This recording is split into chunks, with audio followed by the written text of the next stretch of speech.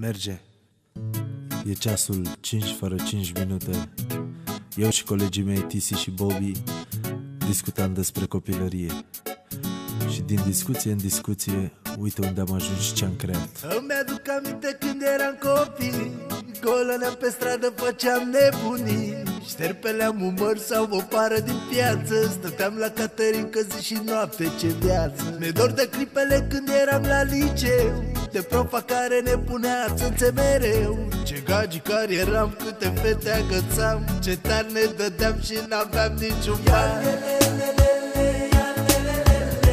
Ce frumoase sunt amintirile,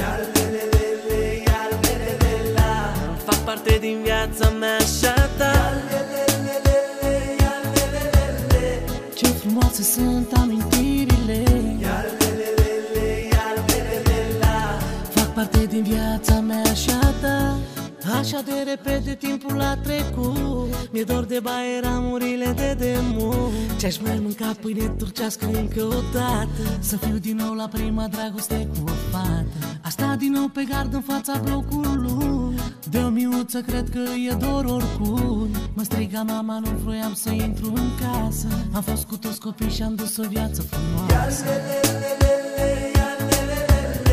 Ce frumoase sunt amintirile,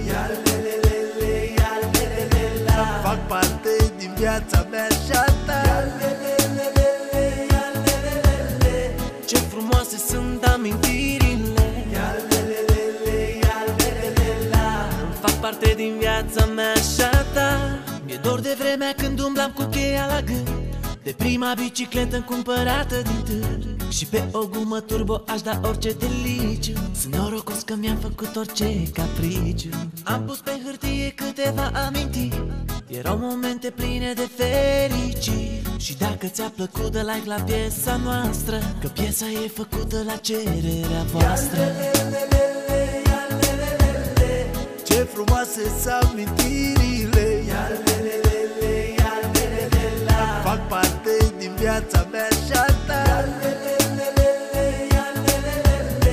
Ce frumoase sunt amintirile,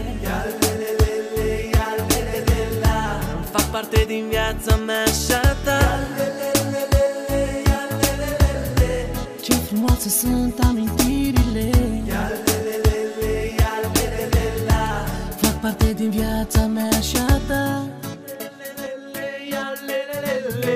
Ce frumoase sunt amintirile,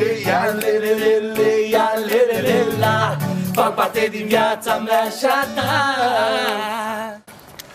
Băi, dă o chitară de cu mai mult stil.